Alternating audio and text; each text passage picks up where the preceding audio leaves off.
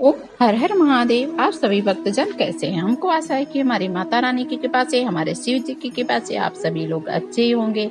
आज मैं कार्तिक मास की कथा सुनाने जा रही हूँ। जो लोग गंगा स्नान करते हैं, जो लोग कार्तिक का स्नान करते हैं, यह कथा सुनता है, उसे मनवांछित फल की प्राप्ति होती है। जो लोग इस महीने गंगा नदी में दीपदान करते हैं, तो जो कोई भी रुका हुआ अटका होता है वह ठीक हो जाता है। दीपदान का मतलब ये नहीं कि गंगा जी में या चाहे किसी नदी में प्रवाहित करे। दीपदान का मतलब ये होता है कि गंगा के तट पे या यमुना के तट पे, किसी नदी के तट पे आप एक दीपक जला के रख दीजिए, उसी को दीपदान कहा जाता है, ना कि नदी में प्रवाहित कीजिए। तो ऐसे करेंगे तो आपके जो भी रुके हुए कार्य होंगे वो सफल होंगे और आपको मनवांछित फल की प्राप्ति होगी।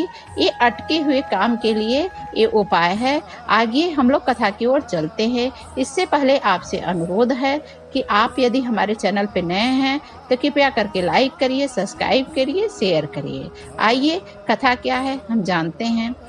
किसी गांव में एक बुढ़िया रहती थी। वह कार्तिक व्रत करती थी, स्नान करती थी।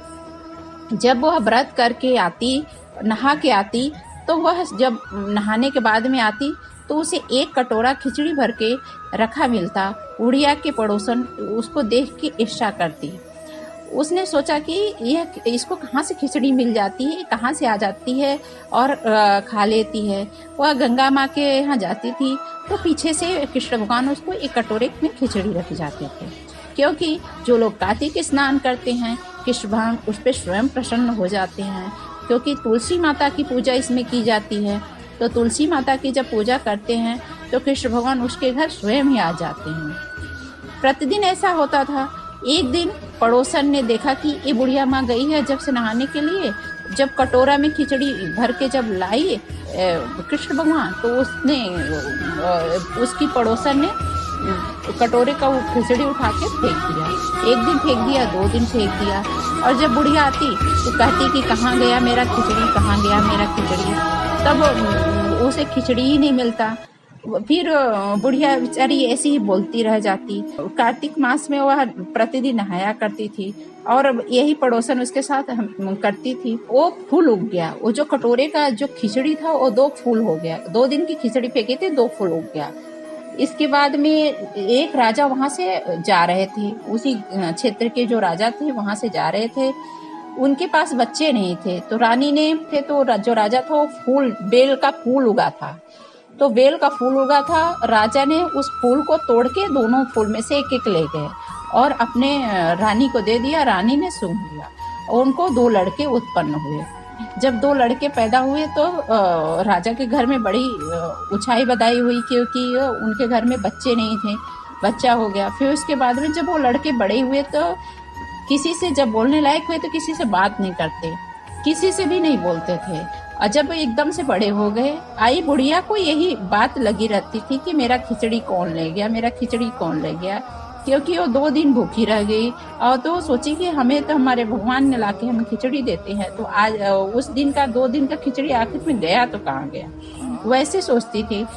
फिर क्या हुआ कि वह यही रट लगाई करती थी। वो राजा के जो दोनों लड़के थे वो शिकार खेलने के लिए गए। बुढ़िया गरीब थी, इसलिए जंगल झाड़ में रहती थी। बुढ़िया जंगल की तरफ रहती थी। जब दोनों राजा के लड़के गए तो वहां पे देखे तो उसने कहा कि मेरी खिचड़ी कहाँ गई, उनसे भी वो पूछने लगी बुढ़िया।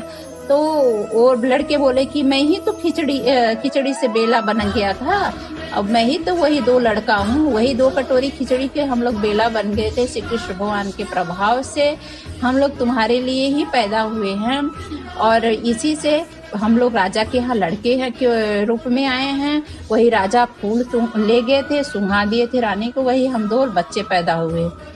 एक दिन किसी ने सुना, 2 दिन किसी ने सुना, तीसरे दिन राजा से आके कह गए कि ये लड़के आपके किसी से भी बातें नहीं करते हैं, लेकिन ये बुढ़ी से क्या बातें करते हैं, आपके लड़के कुछ बातें करते हैं। राजा के पास संदेश पहुंचा। राजा बुढ़ी को अपने महल में बुलवाए। जब बुढ़ी आई तो महल में बातें कर उससे पूछा गया कि तुम क्या हमारे लड़के से बातें करती हो, हमारे बच्चे तो किसी से बातें नहीं करते, लेकिन तुमसे क्यों बातें करते हैं। तो बुढ़िया माँ ने कहा कि नहीं जी, मैंने ऐसा कुछ नहीं किया है।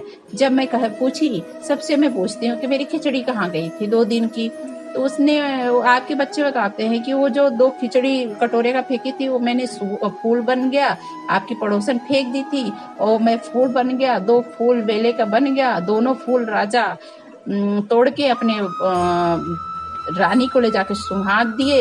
वही आज मैं बेला था, वही आज 2 लड़के उत्पन्न हो गया हूँ, तो इसलिए मैं तुम्हारे लिए हुआ हूँ, ऐसा ही कहते हैं लड़के। तो राजा ने उसको सुन के बहुत खुश हुए और कहा कि तुम्हारे ही भाग्य से, तुम्हारे ही पुण्य प्रताप से, तुम्हारे ही नहाने की वजह से आज मेरे घर में 2 संतानें पैदा हुए। राजा ने ऐसा ढिढोरा पिटवा दिया कि सभी लोग कार्तिक स्नान करें, सभी लोग, और राजा स्वयं अपने रानी के साथ गंगा जी में स्नान करने लगे। तो यदि आप भी कार्तिक व्रत करते हैं, यदि नहाते हैं, तो आपके घर में जो भी कमियां होगी वो स्वयं श्री कृष्ण जी आके पूरा करेंगे। कार्तिक स्नान करने से अत्यंत फल की प्राप्ति होती है। जो चीज आपके घर में नहीं है वो सारी चीज अवेलेबल हो जाती है। तो आपको यह कथा कैसी लगी? यदि आपको कथा अच्छी लगी हो तो कमेंट जरूर करिएगा। जय श्री कृष्ण। ओम हर हर महादेव।